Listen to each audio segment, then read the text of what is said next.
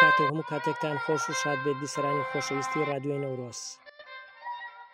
خۆشحاڵین ئەمڕۆژ لە ئەڵلقەیەکی تازەی بەرنامەی ناودارانی ئەدەبی کوردی بەیەک ئەگەینەوە بەو هیوایان بتوانین لە خزمەت ئێوەی خۆشەویستدا بین. خۆشەویستان، من ئامادەکار و پێشکەشکار عەدنانی حاجیکاکە لەگەڵ لاوێن قادر لەسەر ئامێرەکانی دەنگ و کۆنتڕۆڵ لە خزمەت ئێوەی بەڕێزین. خۆشەویستان، لەم ئەڵلقەیەدا باس لە ئەدیب و ڕۆژنامەوان و ناوداری کورد حوسێن عوزنی موکریانی دەکەین. عوزنی لە ساڵی 1993 لەدایک بووە و ساڵی 1947 کۆچی دوایی کردووە. با سەرەتا لە ژیانیەوە دەست پێ بکەین. ژیانی عوزنی: حوسێن کوڕی سەید عەبدولەتیف کوڕی شێخ ئیسماعیلی خەزاییە لە گوندی نیسکە لە نزیک ئاوایی بۆغدەکەندی سەربەبۆکانی موکریان لە ساڵی 1993 لەدایک بووە. شوێنەواری کاولبوونی گوندی نیسکە لە بەرچاوە ئێستا کەسی تێدا ناژی و سەید عەبدولەتیفی باوکی زۆر نەژیاوە. لە پاش مردنی سەلمای دایکی مێردی بە کابرایەکی هورمزیاری کردووە. لە سەردەمی لاوێتیدا هەندێ نازناوی بۆ خۆی داناوە. بەشێک لە نووسینەکانی بەو ناوانە بڵاو کردوتەوە. ناوەکان حوزنی، خودۆک، داما و بێژەنبوون. لە ناو ئەمانەدا نازناوی حوزنی بەسەر ئەوانی دیکەدا زاڵ بووە. بەگشتی کەسێتی مێژوو نووس و شاعیر و نووسەری ئەو ماوەی بە حوسێن عوزنی موکریانی و عوزنی ناوی دەرکردووە. لە هەندێک شعریدا نازناوی داماوی بەکارهێناوە و عوزنی لە خێزانێکدا ژیاوە منداڵ بووە کە باوکی کۆچی دوایی کردووە. لە تەمەنی 12 ساڵیدا بێکەس و بێداڵ دەماوەتەوە و بە تایبەتی لە دوای شوکردنی دایکی ژیانی ئاسان نەبووە. لە سەرەتای سەدەی 20ەم و ڕۆژگارانی جەنگی یەکەمی جیهانی سنووری سیاسی نێوان ئێران و دەوڵەتی عوسمانی تەگەرەیەک نەبووە بۆ هاتوچووی کورد لە هەموو ناوچە کوردنشینەکانی کوردستانی ئێران و عوسمانی. ئەمە ڕێگەی بۆ حوزنی خۆش کرد بە شوێن کاردا بگەڕێ لە ناو خاچی هەردوو دەوڵەتەکە. هێشتا لە تەمەنی لاوێتیدا بۆ کە کەوتۆتەوە ئەستەمبۆڵ و لەوێ فێری مۆر هەڵکەندن بووە. لەو ماوەیەدا ناوچەکانی کوردستانی باکوور گەڕاوە و تا دوایی داگیرکردنی کوردستانی باشوور و دروستکردنی دەوڵەتی عێراق لەلایەن ئینگلیزەوە. حوزنی بەهۆی سەیدتەهای نەهریەوە لە ڕواندز جێی کراوەتەوە و لەوێ نیشتەجێ بووە. لەو شارەدا زۆر نەماوەتەوە و لەو سەردەمەی ئەفسەری کوردی عێراقی فایق کاکەمین لە ئۆردوی سوپای ڕواندز بووە. ناخۆشی کەوتۆتەوە نێوانیان و ناچار بووە ڕەواندز بەجێ بێڵێ و ڕووبکاتە حەلەب. لەو شارەدا حوزنی خەریکی پیشەی مۆرهەڵکەنی و چاپخانە بووە تا ساڵی 1925 و ئەو چاپخانەی لە حەڵەب کاری تێدا کردووە. لە دواییدا بۆتە هی خۆی و بە کڕینیان بە هەر جۆرێک بوو بێ. لە ساڵی 1926 حوزنی خۆی و چاپخانەکەی گەڕاونەتەوە شاری ڕەواندز و چاپخانەکەی لەوێ دامەزراندووە و ناوی ناوە چاپخانەی زاری کرمانجی. هەروەها گۆوارێکیشی دەرکردووە بە ناوی زاری کرمانجی هەر بەو ناوەوە و بڵاوخانەیەکی داناوە واتە ئینتیشارات. کۆمەڵێک کتێبی ئەدەبی و مێژووی هی دیکەی بڵاو کردوتەوە تا ساڵی 1934 خەریکی گۆڤاری زاری کرمانجی و بڵاوخانەکەی بووە لە حوزەیرانی. ئەو ساڵەوە تا ناوەڕاستی مانجی تشرین دووەم لە سلەیمانی بووە لەگەڵ پیرەمێرد لە ڕۆژنامەی ژیاندا کاری کردووە. لە ساڵانی 1935-1936 لە هەولێر گۆڤاری ڕووناچی بڵاو کردوتەوە. لە دوای ئەمە ماوەیەک بێکاری بەخۆیەوە دیوە. لەگەڵ دەستپێکردنی جەنجی دووەمی جێتی کەوتۆتە بەغدا و لە ساڵی 1943 وەک نووسەرێک لە گۆواری مانگانەی دەنجی جێتی تازە دامەزراوە.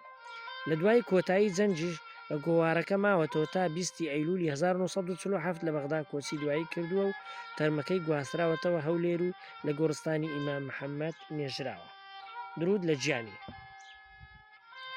حوزنی مێژوونووس لە گۆڕەپانی ڕۆشنبیری کوردیدا لە سەرەتای ژیانی خوێندەواریدا حوزنی لایەنی زانستی و مێژووی هەڵبژاردووە و لە پێناوی خزمەتی ڕۆشنبیری کوردی لەبەر ئەوەی خوێندنێکی ڕێک و پێشی ئەکادمی نەبووە لە مێژوودا و لایەنی پراکتیکی یا مەیدانی وەرگرتووە. واتە زیاتر لە سەرچاوی سەرزاری و ژێڕانەوەی ڕووداوی پێشینیان و سەر و سەربردە و بەسەرهاتی پیاوانی مێژوو کەڵکی وەرگرتووە. دیارە بە هەموو جۆرێک ئەمە ئەوە ناگەێنێ سەرچاوی نووسراوی نەبوو بێ، گومان لەوەدا نییە. ئەمەی بووە چونکە بێزگە لە زمانی کوردی و فارسی و تورکی و عەرەبی و فەڕەنسی و ئینگلیزی زانیوە. ئەمە بۆتە هۆی ئەوەی ئاگاداری ئەو زانیاریانە بێ کە لە مێژووی ئەو میلەتەی حوسێن زمانیانی زانیوە بۆ نووسینی خۆی کەڵکی لێ وەرگرتوون. لە ئەنجامدا حوزنی بە زمانی کوردی و کۆمەڵێک کتێبی مێژووی نووسیوەتەوە و ئێستا بووە بە سەرچاوەی گرنگ بۆ دانانی مێژووی کورد و کوردستان. لەوانە غونجەی بەهارستان حەلەب 1925 ئاورێکی باشەوە و بەرژی یەکەم 1925 بەرژی دووەم 1930 بەرژی سێم 1931 تاریخی حکومدارانی بابان 1931 مێژووی ناودارانی کورد 1931 کورد و نادرشە 1934 کوردی زەند 1934 مێژووی میرانی سۆران 1935 کوردستانی مکریان ئاترۆپاتین 1938 ئەم کتێبانە هەمویان لە ڕەواندز چاپخانەی زاری کێرمانجی چاپکراون. جگە لەمانە حوزنی هەندێ باس و وتاری مێژووی لە ڕۆژنامە و گۆڤارە کوردیەکاندا بڵاو کردوتەوە و لە ژیانی خوێندەواریدا حوزنی پەیوەندی و نامەنووسینی لەگەڵ هەندێک کوردناسی ڕۆژهەڵاتناسانی ئەوروپا هەبوو، لەوانە ئادمۆندزی ئینگلیز و مێنۆرسکی ڕووس و نیکیتینی پۆلۆنی یا ڕووسی و کارل هەدەنجی ئاڵمان. حوزنی هونەرمەند حوزنی پیشەی مۆرهەڵکەندنی و خۆشنووسی لە ئەستەمبۆڵ فێر بووە و بە کۆشش و توانای خۆڕشی بۆی لواوە خۆی وەکو هونەروەرێکی دیار بخاتە ڕوو. ئەم پیشەیە وەک دیاردە پەیوەندیەکی بەهێز و ڕاستەوخۆی هەیە لەگەڵ چاپکردن و پۆلیگراف. بەهۆی ئەو دەستوڕەنجینەی حوزنی لەسەر مس و زەرد و شوشە و بەردی بە نرخ و داری کەوت نووسین و نەقش و نیگاری هەڵدەکەند گرافیک. ئەوەی جێی ئافرینە ئەم هونەرمەندە ئەوەندە بە سەلیقە ورد بووە کاری هەڵکەندنی زەنگۆگرافی کە بە چەند چرکەیەک بەهۆی مادەی کیمیاویەوە وێنەیەک یا لاپەڕەیەکی نووسرا و لەسەر معدەن زەنگ دروست دەبێ کەچی حوزنی ئەو وێنەیە یا نووسینەی بە سوومبە قەڵەمی ئاسن لەسەرداری کەوت هەڵدەکەند و وەک زەنگۆگراف کتێبەکانی بە وێنە و خەتی خۆشنووسی دەڕازاندەوە. جگە لەمە حوزنی بایەخی زۆری بە وێنەی فۆتۆگرافدا و بێگومان ئەم پیشەسازیە پەیوەندی بە چاپەوە هەیە. بۆ ئەمە بەستە کتێبێکی بە ناوی وێنەگری و کۆڵین ڕواندز 1934 داناوە. مەبەستی لەم کتێبەدا ئەوە بووە نهێنیەکانی پیشەی فۆتۆگراف و زەنگۆگراف بۆ ڕۆشنبیری کورد ئاشکرا بکە. هەموو وێنە و خەتە خۆشنووسەکانی ناو ئەو کتێبەی لەسەرداری کەوت هەڵکەندووە وەک لەوحەی زەنگۆگراف و وێنەکانی ناو کتێبەکەی بەوان چاپ کردووە. بەم جۆرە حوزنی دەوری گرنگی بووە لە بڵاوکردنەوەی زانیاری گشتی لەبارەی چاپ و چاپخانە و خۆشنووسی و هەڵکەندن و هەموو کار و کردەوەیەکی پەیوەندی بە لیتۆگراف و زەنگۆگراف و گرافیکەوە هەیە. کتێبی وێنەگری و کۆڵین نرخێکی مۆزەیی هەیە لە مێژووی ڕۆشنبیری کوردیدا. چونکە ئەو ماوەی حوزنی بۆ دانانی ئەم کتێبە خەرجی کردووە بێگومان بە ساڵ دەژمێردرێ کەچی تەکنیکی چاپی ئێستا بە چەند سەعاتێک دروستی دەکا. حوزنی ڕۆژنامەنووس ئەوەی جێگومان نییە ئەوەیە جموجۆڵی حوزنی لە مەیدانی ڕۆشنبیری و ڕۆژنامەکەریدا لە ساڵی 1925 لە حەلەب دەست پێ دەکا. ئەو کاتە لە نزیکە و بە تەواوی لەگەڵ چاپ و چاپخانە و بڵاوکردنەوە ئاشنا بووە. دیارە پێش ئەو ساڵە لە حەلەب نیشتەجێ بوو کتێبی مێژووی وەنجەی بەهارستانی چاپ کردووە و بڵاوی کردوتەوە. ئەمە وەکو کتێب یەکەمین بەرهەمی نووسینێتی. لە پاشانە لە ساڵی 1926 چاپخانەی لە حەلەب گواستۆتەوە ڕواندز و دەستی کردووە بە بڵاوکردنەوەی گۆواری زاری کلمانجی. ئەم گۆوارە بە پچر لە ماوەی ساڵانی 1926 1932دا 24 ژمارەی لێ بڵاوکرایەوە و گۆوارێکی کۆمەڵایەتی و مێژەوی و هونەری و ئەدەبی ماگانە بوو. زۆربەی نووسین ناو کۆوارەکە حوزنی خۆی ئامادەی دەکرد، بایەخی بە هەموو ئەو لایەنە زانیاریانە دەدا کە لەو سەردەمەدا گرنگ بوون و پێویست بوو خەڵکی کورد ئاگاداری بوون. لە دوای وەستانی زاری کرمانجی لە ساڵی 1932 لە ناوەڕاستی ساڵی 1934 حوزنی ڕووی کردە شاری سلێمانی و لەگەڵ پیرەمێردی شاعیر لە بەڕێوەبەرایەتی ڕۆژنامەی ژیان بە یەکتری گەیشتن و بوون بە هاوکار بۆ دەرهێنان و بڵاوکردنەوەی ئەو ڕۆژنامەیە. ئەو برادەرایەتی و هاوڕێیەتی زۆری نەخایاند و لە پاش چەند مانجێک نێوانیان تێکچوو حوسنی لە 15 تشرین دووەمی ساڵی 1934 سلێمانی بەجێهێشت. حوزنی نەیدەتوانی بەبێ پیشەی ڕۆژنامەگەری بژی و لەبەر ئەوەی ئەم جارەیان بیری لەوە کردەوە گۆڤارێکی هەفتەی زانستی و کۆمەڵایەتی ئەدەبی بە ناوی ڕووناچی لە هەولێر بڵاو بکاتەوە. بۆ ئەم کارە پێویستی بە خاوەن ئیمتیاز هەبوو بە پێی قانونی ئەو سەردەمی عێراق هەموو جێتی دەبوو ئەو کەسە باوەڕنامەی زانستگای هەبێ و موچەخۆری میری نەبێ. لەو کاتەدا تەنیا ئەوقاف مەحامی لە ناو کۆمەلگا و باوەڕنامەی زانستگایان هەبوو بە موچەخۆریش نەبوون. لەبەر ئەوە کەسێکی هەولێری محەممەد شید مستەفا بووە بە خاوەن ئیمتیازی ڕسمی گۆڤاری ڕووناچی. بەڕاستی حوزنی خۆی هەموو کاروبارێکی گۆڤارەکەی بەڕێوە دەبێت. زۆربەی وتارەکان خۆی دەنووسینەوە ئامادەی دەکردن و خاوەن ئیمتیاز لەم ژمارە یەکەم و دووەم هەندی وتاری بۆ بڵاوکراوەتەوە. ژمارە یەکەمی ڕووناچی لە ڕۆژی 24 تشرینی یەکەمی ساڵی 1935 بڵاوکرایەوە و تەنیا 11 ژمارەی لێدەرچوو، دوا ژمارەی لە ڕۆژی 16 مایسی 1936 بڵاوکرایەوە، واتە دەوروبەری 7 مانجێک بەردەوام بوو. گۆواری ڕووناچی ڕووداوێکی ڕۆشنبیری گرنگ بوو لە شاری هەولێر. لەوە پێش ئەو شارە بزوتنەوەی ڕۆژنامەگەری بەخۆیەوە نەدی بوو. ڕووناچی بایەخی بە مێژوو ئەدەب و ژیانی کۆمەڵایەتی و کوردی دەدا بە تایبەتی ئەوەی پەیوەندی بە هەولێرەوە هەبوو. ئاگا و ڕوودا و ڕۆشنبیری و کۆمەڵایەتی و ئەدەبی ناوشار و دەرەوەی بڵاو دەکردەوە. دوا قۆناغی حوزنی لە کاری ڕۆژنامەگەریدا وەک کارگەر و نووسەرێک لە گۆواری دەنجی جێرتی تازەدا بوو. ئەمە گۆوارێکی ماگانە بوو لەلایەن بەشی پەیوەندی گشتیەوە لە باڵیۆزخانەی بەریتانیا لە بەغدا دەردەچوێنرا لە ساڵی 1943. کاروباری نووسین و هونەری و دەرهێنانی بە تۆفیق وەهبی سپێردرا بوو. لە سەرەتادا دوو کەس یارمەتیان دەدا، حوزنی و حەسەنی شێخ حەمە مارف. حوزنی کاریگەرێکی بەکار بوو لەو گۆوارەدا چیرۆک و وتاری ئەدەبی دەنووسی و تێکستی ئەدەبی میلی سەرزاری فۆلکلۆر لە شعر و پەخشان بڵاو دەکردەوە.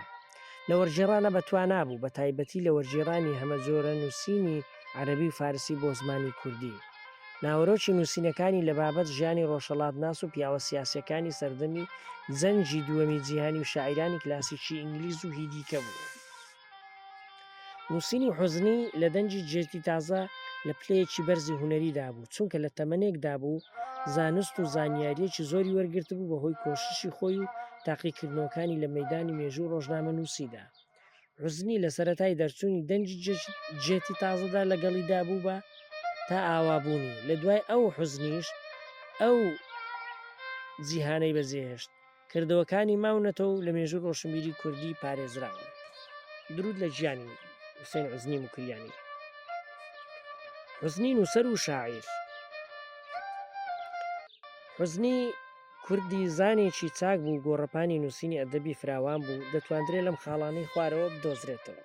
یەکەم، وتاری ئەدەبی لەم هونەرەدا حوزنی وەک یەکێک لە دامەزرێنەرانی ئەم بابەتە بەرهەمە پەخشانیە حسێب دەکرێت. شێوازی جوانی لە تابلۆ و ڕۆمانتیکیەکانیدا بەرچاو دەکەوێت، وەکو وتارەکانی گوندێکی کاول بوو، بەختەوەری و جەنجی مرۆڤ لەگەڵ مەرگ و هەیخاک و هیدیکە. دووەم، چیرۆک. حوزنی لەم هونەرەدا یەکێکە لە داهێنەرانی ئەدەبی کوردی لە نیوەی یەکەمی سەدەی 20دا. بەڕاستی ڕێبازێکی جوان و لەباری گرتووە لەم جۆرە هونەرەدا. تەنیا بەوە نەوەستاوە و چیرۆکی ڕەسەن لە ژیانی کۆمەڵایەتی وەربگرێت، بەڵکو حکایەتی ئەدەبی میلی فۆلکلۆری گەلێ جار بووە بەسەرچاو بۆ نووسینی چیرۆکی تازە لەسەر بنچینەی داڕشتنەوەی ناوەڕۆک بە شێوازێکی تازە و زمانێکی کوردی پەتی سەردەم. بەگشتی چیرۆکە نایابەکانی حوزنی لەمانەدا دەبیندرێن: چاک و بەد، مامپیا و سەپان و جوتیار و دز و ڕەبەن و خاوەن دارستان و پشیلە و پادشا و کراس و هیدیکە. ئەوەی لە بەرهەمی حوزنیدا سەرنج ڕادەکێشێ هەست بە چوونە مەیدانێک دەکرێت لە نێوان وتاری ئەدەبی و چیرۆکی کورددا. هەندێک جار بەرهەمەکە بە ناوی وتار بڵاو دەکرێتەوە کەچی لە چیرۆک و نزیکترە. دیارە پێچەوانەش دەبیندرێ. ئەم دیاردەیە تایبەتی نییە بە حوزنی، بەڵکو لای هەموو پەخشان نووسانی ئەو ڕۆژگارە بەرچاو دەکەوێت.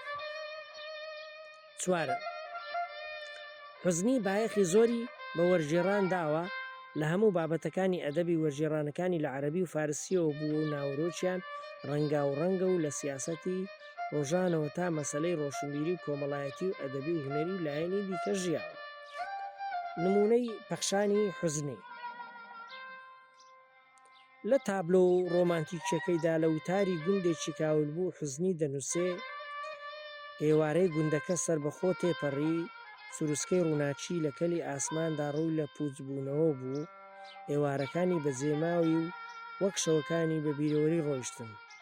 ئێوارە ڕەنگ و ڕوو زەرد هەڵگەڕاوەکەی لەسەر ملەکەڵە شاخەکان بە سوور هەڵگەڕاوی چاوەڕوانی ئەو لاوانەی دەکرد کە گوندەکەیان بە بێکەسی بەجێهێشت بوو لە دەمی هاوارلێکردنێکیان و دەنجی هۆمەڕۆندا خۆیان پەنادا بوو، هەرچەند نووزە و لالانەوەشیان بەدوادا بوو. بە نیوەی شەو و بەیانی نزیک سپێدەی گەزەنجی نادیا ئەو نووزانە و لالانەوەشیان هەر بە دووردا بوو، هەتا دەمێ کە شەو نزیک بەسەر چوو دەمی بەیانی سپێدە بەردام بوو، گوندی کاولبووی دیوارە بەسەر یەک ڕماوی داما و لەبەر بێکەسی و ماندووبوونی زۆر پیشەکردن و نووزانی کفت کەوت و چاوی لەسەر یەک دانا بە ئاخ و داخەوە لەبەر خۆیەوە لە نەوەکانی دەپرسی کە داخۆ ئەوان لەکوێن و کەی دەگەڕێنەوە لای تاک و کاولبوو ئاوەدان بکەنەوە و پیرۆزمەندی بخەنە دەست خۆیان. ئەو گوندە کاولبووە ڕێگایەکی کە بۆی دەچوویە ژوورەوە ڕێبوار لە دەنجی چوونە ژوورەوەیدا سۆزە و سریوەیەکی پڕسۆز و دڵسۆزی گوێ لێ دەبوو. لە باریکی و نووزەکەی دەنگەکە وای دەنوان کە سروشتێکی هەستان و سرودێکی ئاوەدانبوونەوە و چروسکەیەکی ڕووناچی پێوەیە، هەرچەندە هەموو ناگزورێکی لێ کۆبووبەوە و جێتی لێبوو بە چەرمەچۆلەکە، ئەوەندە وەکو پیرێکی لێکەوتووی پەرێشان و پەرچە لە تۆپەنەکانی بەملاو ئەولای خۆیدا هەڵدابوونەوە و ڕووگرژ و نێچەوان ترش و بێدەنگ و ملکەس هەڵتروشکا بوو. سامێکی داچڵەکێنەرەی لێوە دیار دەکرد بە دیتنی مرۆڤ دڵتەنگ و خەفەتبار دەبوو، نائومێدی و بێباوەڕی و ترس سواری شانی و چاولێکەری دەبوو. لە کەنار کاولەکانەوە ئەسپێک بەسترابەوە و زۆری وێ دەچوو، بە ئەندام و پەیکەر جوان بوو. نەژادی ئەو ئەسپە لەو ئەسپە نەژاد پاکانە بوو کە لەو سەر زەویەدا بە ناونیشانەوە هاتبوونە دی. ئەسپەکە بێ هەست دەلەوەڕا و لەسەر خۆ خرمەی دەهات و وەکو چاوەنۆڕی خاوەنەکەی بکە سواری دەبێ و ڕچێفی لێ دەدا و دەیبەزێنێت. سوارەکەی لاوێکی نەوجەوانی بەتەن و مەنی شان و باهوو ئەستووری سوستی پووز و بازوڵە هەڵکراوێکی زرنگ لە تەنیشت ئەسپەکەوە بە گرژی و نێوچەوان ترشیە و پاڵی دابەوە سەر لا دیوارە ڕۆخاوێکی کەلاوەی گوندەکە، تفەنجێکی نەچیرەوانی و تۆڕێکی ڕاو و دێوجامەیەکی لە بەردەمی دانابوو. تۆڕەکەی بە سوور و پشتی خۆی دابوو، هەموو جێتی پێش چاوی داوێشت، بەڵام بە چاوێکی تیژ و زمانێکی لاڵ و بێدەنگ لەژێر لێویەوە بە نەریمی سۆزەیەک، لەرینەوەیەک، ترینگەیەک و زەمزەمەیەک دەهات، لەوەدا مزگێنی بەدانی بەیانی و ئەنگوتنی سپێدە و لاچوونی تاریکی شەوی لێ دەرکەوت و جریوەی مەل لەسەر مل و نەواڵانیش دەهاتە گوێوە. خۆشەویستان، نمونەی شعری حوزنی باسەکەین. حوزنی توانای ئەوەی بوو شعرێ دابنێ ئەو بەڵگە کەمانەی لەبەر دەستدان ڕاستی لەم لایەنەوە دەخەنە بەرچاو. لەگەڵ ئەوەشدا دانانی شعری نەکردوونە بە پیشەی ناوی وەکو شاعیر بڵاو نەبۆتەوە. حوزن لە شعرێکیدا دەڵێ: خراپێکی کە تۆ لە منی دەبینی، دوو پیتە پێت دەڵێم با دانەمێنی، یەکێ کوردم دووەم ڕاستە وتارم، لەوەم زیاتر نییە سووچی نهێنی، لەوێ ڕۆژێوە بەدبەخت و کەنەفتم، کە هاتمە شارێکی وا مەرگە ژینی، گرفتاری غەم و دەردێکی وا بووم، نییە ڕزگاری تۆ مەرگم ببینی، لەدەست کوردان براژینم بەڵایە، خۆراکم تاڵە کارم دڵبرینی، غەم و دەرد و بەڵا و جێچەل و شەڕ بەڕێژەندێ بەسەرما دەمکەوێنێ، وەها داماوی دەستی جەهلی کوردم، کە نەفتی و ناهومێدیم لە کەس نەمینێ. بەڕێزان، لە ساڵی 1926 کە حوزنی چاپخانەی لە ڕەواندز دامەزران، مایەی خۆشی و شادی بوو بۆ لاوان و نیشتیمان پەروەرانی خەڵکی ڕەواندز و هەموو کوردی کوردستانی باشوور هەندێک لە مەلاکانی شار کەوتنە بەربەرەکانی حوزنی بە ناوی ئەوەی چاپەمەنی و خوو ڕەوشتی خەڵکی دەشێوێنێ و لە دواییدا هەر ئەم هەڵوێستەش بوو نەیتوانی لە خەباتی خوێندەواری ڕۆشنبیری بەردەوام بێ و ناچاری شاری ڕەواندزی بەجێهێشت. لەم لیریکەی حوزنی هەموو مەرزەکانی شعری کلاسیک تێدا دەکرێت لە شعری ئامۆژگاری و دانایی و ڕەخنەگرتن لە کردەوەی ناهەمواری کۆمەڵایەتی بژمێردرێت.